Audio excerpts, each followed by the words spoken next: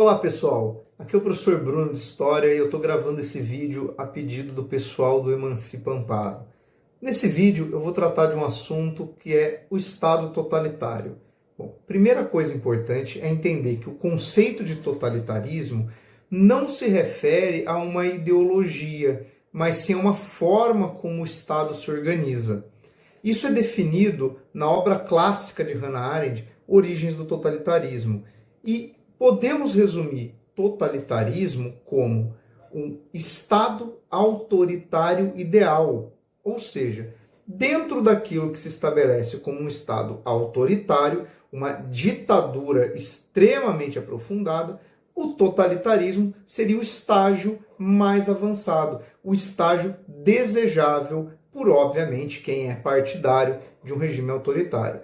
Agora, quais são os pontos que definem um Estado totalitário? Bom, primeiro, para caracterizar um Estado totalitário e diferenciar ele de outras formas de governo autoritário, a gente tem que compreender que, num Estado totalitário, todo poder está concentrado na mão do Estado e que, a partir dessa concentração, o Estado impõe sobre a população um modelo político, econômico, mas também de organização social, de comportamento e de moralidade. Ou seja, no Estado totalitário, o poder não se restringe apenas à esfera política e econômica, mas também à própria esfera da mentalidade. Por quê? O totalitarismo usa essa estrutura de um Estado altamente autoritário para impor uma única ideologia, ou seja,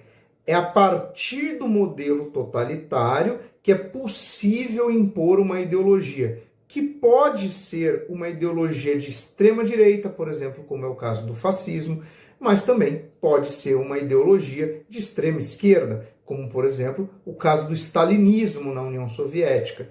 Embora eles representem modelos ideológicos, modelos econômicos distintos, tanto os regimes fascistas como o stalinismo usam a estrutura de um Estado totalitário.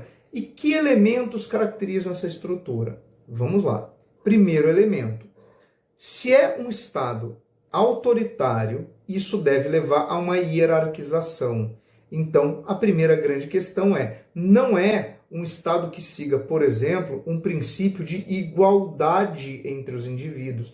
Existe uma hierarquização. E essa hierarquização concentra poder na mão do que chamaremos de grande líder. Até para usar o termo usado por George Orwell na sua ficção distópica 1984, que imaginava um mundo dominado por um regime semelhante ao do stalinismo.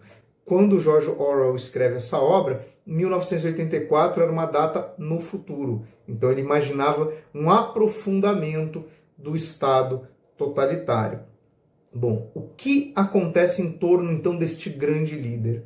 O grande líder passa a ser visto pela população que adere ao totalitarismo como infalível. Ou seja, tudo passa a derivar da orientação desse líder. Então a gente pode dizer que no Estado totalitário existe um culto à figura do líder que se assemelha de um aspecto de rito religioso. Porque o líder ele assume uma característica messiânica. Ele é visto como alguém especial, alguém que domina tudo, que sabe tudo, que está sempre certo e que nós devemos seguir cegamente. Então, esse é um princípio de um Estado totalitário.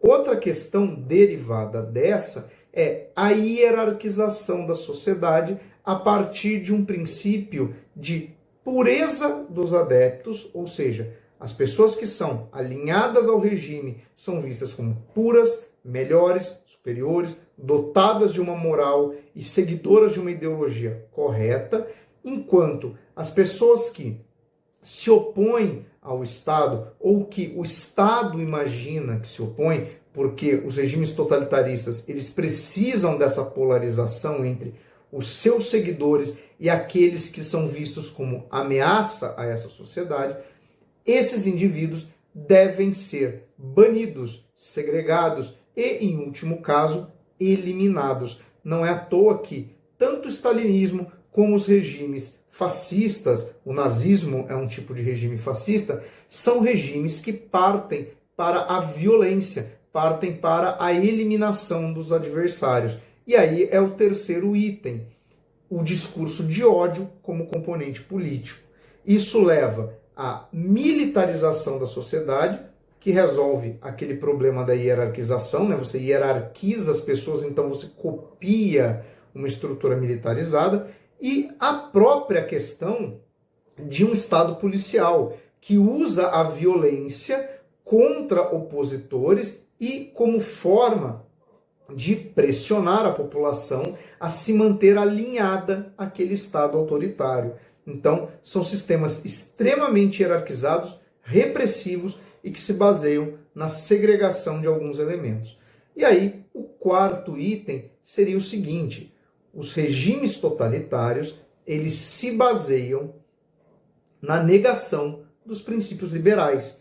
E aqui a gente pode apontar tanto o liberalismo no sentido econômico, porque os regimes fascistas, que são formas capitalistas de Estado totalitário, defendem um ultranacionalismo, portanto, eles são avessos à ideia do livre mercado, avessos à ideia da concorrência com mercadorias estrangeiras, com o capitalismo internacional. Eles se baseiam no capital nacional. Não é à toa que os grandes industriais da Alemanha eram adeptos do Partido Nazista, os grandes industriais da Itália eram adeptos das doutrinas fascistas de Mussolini. Então, ele vai contra o liberalismo no aspecto econômico.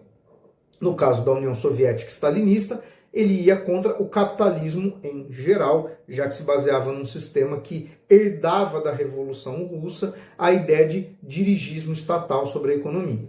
Mas o totalitarismo, ele também é avesso aos aspectos liberais da política, que é o fundamento de um Estado democrático.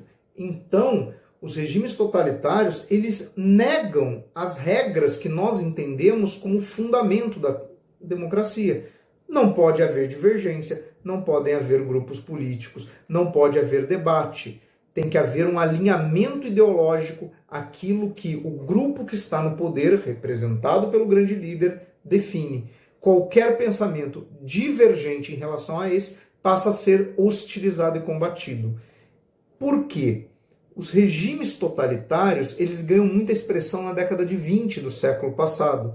Um momento que você tem o fim da Primeira Guerra Mundial, a crise de 29, ou seja, era um mundo caótico, era um mundo em crise e que a população demandava certas soluções. O que acontece? O totalitarismo, ele apresenta uma versão de uma solução simples. A solução simples está na adesão ao líder. Não havendo debate, você elimina da população a ideia de que podem haver outros caminhos. Então, na verdade, os adeptos do totalitarismo, eles partem de uma ideia muito simplista da sociedade, muito simplória, de que só existe uma solução, um caminho a seguir. E, normalmente, esse caminho é pautado pelo autoritarismo, pela violência e pela repressão a outros grupos. Por isso que esse tipo de pensamento que nega a democracia, que nega os fundamentos de um Estado liberal, levam ao surgimento de Estados fascistas, de Estados autoritários. Não é à toa que o Timothy Snyder escreve o livro Sobre a Tirania, uma obra recente, onde ele faz um paralelo justamente entre características que apareceram na Europa no início do século XX e desembocaram no totalitarismo fascista, com coisas que nós observamos no mundo agora no início do século XXI. Xenofobia, aversão à política, o surgimento de líderes populistas carismáticos, como Donald Trump, que promovem soluções simplistas para a sociedade, que baseiam seus discursos na completa ausência de argumentação. Isso é o elemento gerador de uma sociedade totalitária. Nós ainda não estamos numa sociedade totalitária, mas existem vários elementos que são compartilhados das experiências que nós vivemos no início do século XX. Então, esse paralelo também é importante. Pessoal, o objetivo desse vídeo era falar do conceito teórico de totalitarismo. Se você gostou do vídeo, se inscreva aí nas redes sociais do Emancipa, compartilhe esse vídeo com seus amigos que estão prestando vestibular, Enem, e numa próxima oportunidade a gente fala mais um pouco de algum conceito. Até lá, um abraço para todo mundo, bons estudos!